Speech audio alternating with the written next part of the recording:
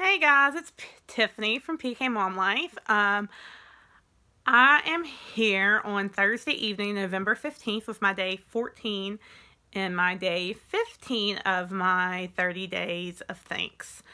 It's about 9 o'clock at night. I just got home from work. Sorry I didn't post yesterday. I had actually planned on it. I had this, great thing I was planning on doing and everything for day 14, and I just was not feeling good. Yesterday morning, Parker had woke up. Gosh, I had just gotten in the shower, so it was like 5:15 in the morning, and I had barely started getting wet in the shower, and he came in the bathroom and said, "Mommy, I'm sick. I don't feel good. My belly's upset," and puked. So as soon as I got out of the shower, I called my stepdad. I texted my stepdad to see if he was awake, because I wanted to see if they could watch him, because I had that class to go to yesterday for work. So thank God they were able to watch him, because I don't know what else I would have done. So anyhow, they came over and watched Parker. But anyway, Parker ended up having diarrhea. I mean, he just had an upset stomach for some reason. I'm not sure what was wrong. He's been fine since. I had diarrhea like 3 times yesterday. 3 or 4 times. Anyhow, like yesterday afternoon, my belly started getting upset. And I didn't get sick or anything or have any other symptoms. My belly just didn't feel right. So when I got home from my meeting, I was like, well, maybe I'm just hungry, because I had just ate candy and junk that day, and so I thought maybe I'm hungry, so I got me something to eat, and then I was watching TV and whatnot, and still did not feel right. So I was like, I'm going to bed, and it was like 8 o'clock. I was in bed by 7:30, going on 8 o'clock last night. So, and I slept for crap. I woke up about 10 thinking I'd slept all night, but then after that I was up every couple hours. It was horrible. So anyhow, gosh, it's getting harder. It's not hard to think of things to be thankful for. There are so many things in my life that I'm thankful for. But with that being said, I'm also having trouble thinking of things, different things, that you guys don't expect. I haven't done Chris yet, but I haven't done Chris yet for a reason. His birthday is later on this month, so I thought on his birthday I'll do him that day, So let's see. I don't think I've done my dad yet. So let's talk about Daddy for day 14. And that will kind of go in with my other day. No, I did talk about Daddy, didn't I? I did talk about Daddy. Let's see. Let's do my Nana for day 14. Day 14, I'm thankful for my dad's mom, who I called Nana. She and I were super close. She watched me and my brother when we were little. My grandfather, my dad's dad died when I was in, I think I just turned 3. No, I just turned 4. And, so I never really got to know him. And then Nana died when I was in 5th grade. 5th grade, yeah, 5th grade. And, but when Papa died, my mom, Jacob, my little brother, was just a few months old. He was born in January, and Papa died, I think, in July. So he was, 7 months old? And so Nana couldn't, while he was a baby, she couldn't take care of Jacob and I first together, because, she had my papa at home who was sick, and then she had me, who was a 3-year-old, and my little brother, who was a newborn. So we had a babysitter. But after Papa died, she watched us all the time. I spent the night with her all the time. I was her girl. I was her sunshine. I went everywhere with her. I even spent a lot of time with her when Papa was sick. She was a nurse in the military, and she used to tell me so many different stories, about over the years about being a nurse, and just talking about it to me. And I remember some things, but I don't remember some things. She's kind of who inspired me to be a nurse from the beginning, because I've wanted to be a nurse since I was just a little girl, 3 years old. And she was a big woman, very outgoing, outspoken. You didn't mess with my Nana. You didn't mess with her. She had the voice of an angel. She sang with Mary Rather Stare. I feel like I talked about this the other day. But she sang with somebody overseas while she was in the military. She was an Army nurse. I'll talk about it on Veterans Day as well was. And she just was sung beautiful. Like, there's a funeral home here in the town I grew up in. And, you know, I don't live in a great big town. And so it's a funeral home that everybody in our town typically uses. Well, the funeral home used to call my grandmother, my Nana, when they had somebody's family who wanted to have somebody sing at the funeral, but didn't have anybody in mind to do it for him. I need to lay down my arm. It's like shaking. Oh, okay. So if they didn't have anybody in mind to sing for him at the funeral, they would call my Nana and she'd come over and sing at the funeral. And I remember my dad telling me that she always wore these like muumuus. Do you guys know what I'm talking about when I say muumuu? Kind of like a house dress, but they kind of remind me, when I think of them, I think of like a Japanese, Chinese type looking almost dress. It's kind of what makes me think of. But she always wore these muumuus, and she would put on her hose and her nice shoes and put on her trench coat, go over and sing, and then come home. And while she still had her muumuu on. That was just how Nana was. So anyhow, she, like this, to hear stories about her now, even from people that remember her, and I miss her still so much to this day. But she died when I was in 5th grade. April 4th, 1992, actually, is when she passed away. That was a rough year. My mom's grandfather passed away that year, or a couple months before, maybe a month or two before my Nana did. And Mom and Dad were having lots of problems. That was a bad year for us. It was a very bad year for us as a family.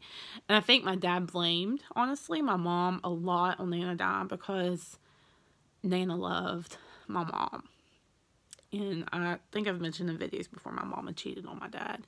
But anyhow, Nana loved Mom like her own, you know. Mom was very close to my Nana. And I think Dad said she worried a lot about us. And about my mom and about my dad, you know. I mean, she was a nurse.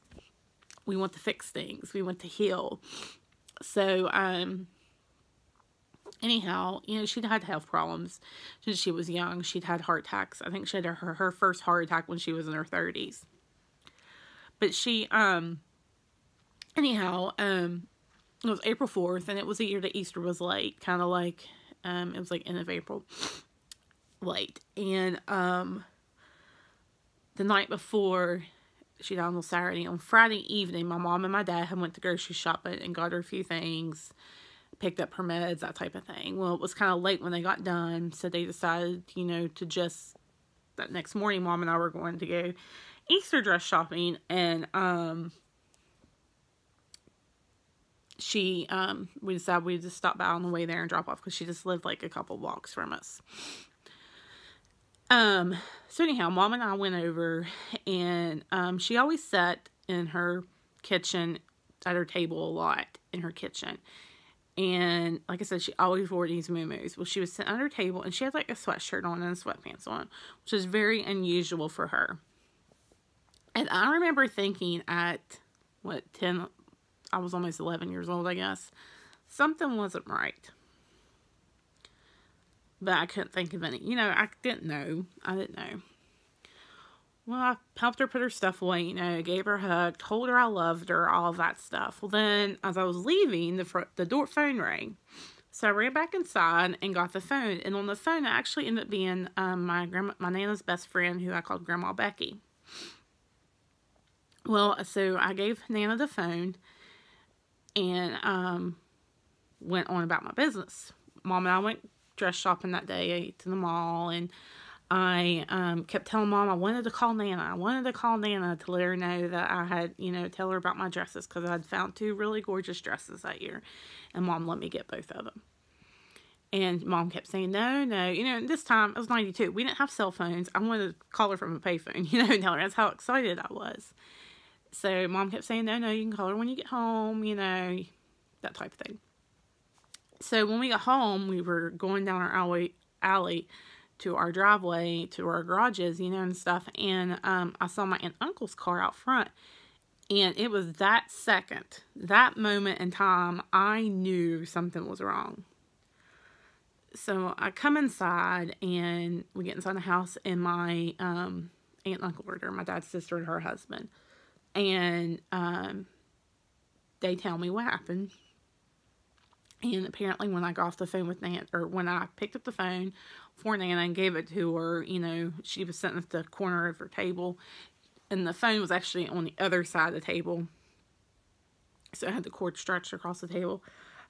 She had got up and walked over and sat at the chair there at the bottom of the phone. And while she was on the phone with Grandma Becky, it was maybe 5 minutes after I left, she said to Grandma Becky on the phone, "Oh God, not now."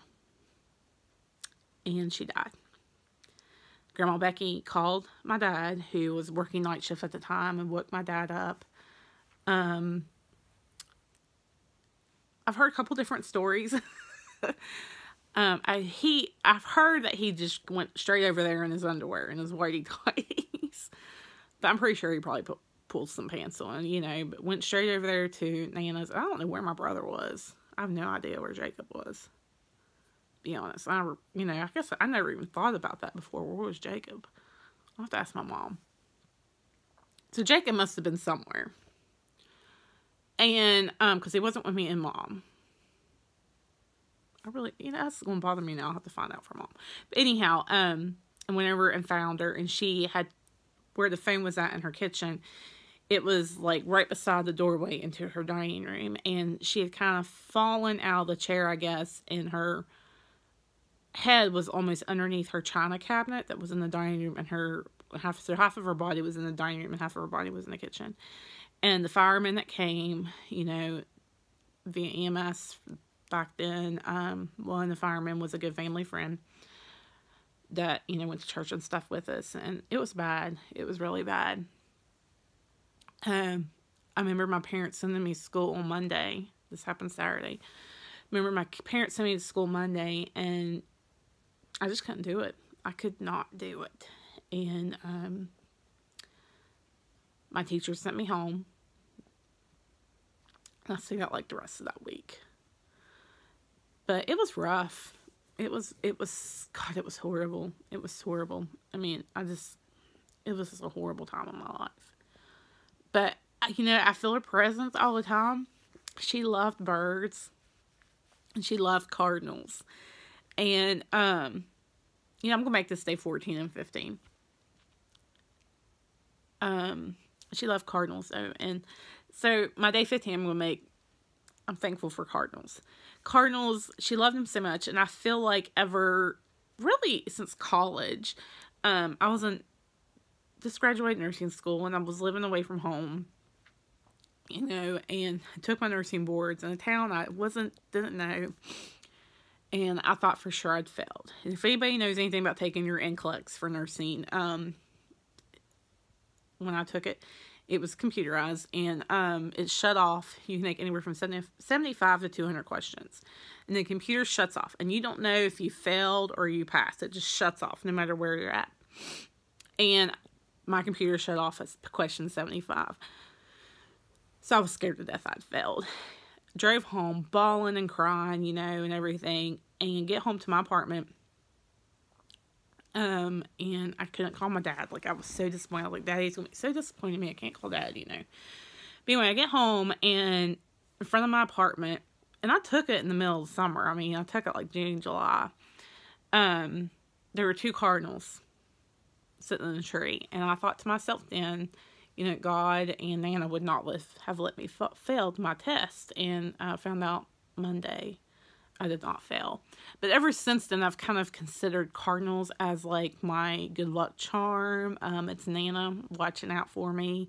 Like I see a cardinal, like, hi, Nana. So I'm thankful for that. The cardinal as that symbol of Nana still watching over me, and Nana still being with me.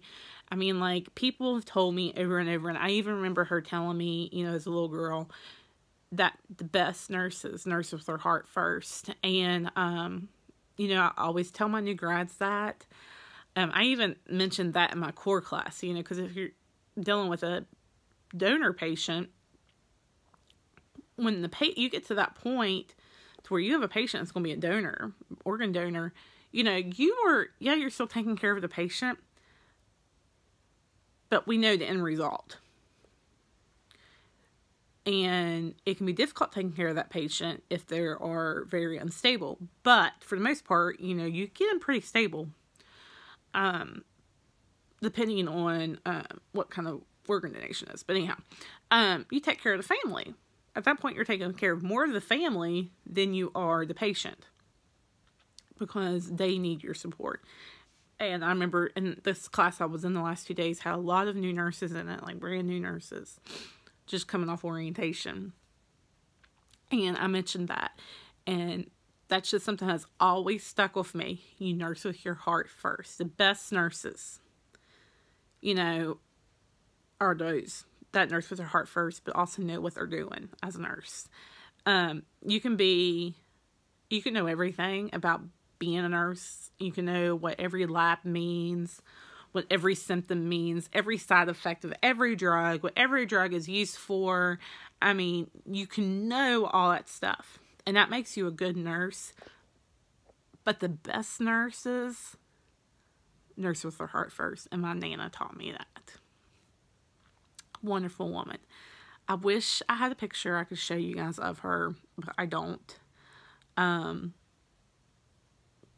miss her. I miss her a lot. And she died when I was in 5th grade. I mean, that was a long time ago, 92. I mean, that was, what, 26 years ago? A long time. I mean, I've spent more of my life without her than I did with her. But she just made that impact. I mean, I remember so many times climbing up in her lap and she just holding me. And I remember spending the night with her and sleeping with her in her bed and her taking out her false teeth. Because she had false teeth. She had dentures. A full set. Or she loved buttermilk, you know, and her buttermilk glass that she would drink before going to bed or whatever, and it'd be all cakey and yucky in the morning. I remember she used to make this salad with Jell-O, and it had like lime Jell-O or something, pistachio pudding, I don't know, cottage cheese. I had all that kind of weird stuff in it, but I just remember it being so good. And I remember she always gave me strawberry milk. We always had strawberry Nesquik at her house. It's just things like that that I remember, and I was so lucky to have her the time when we did.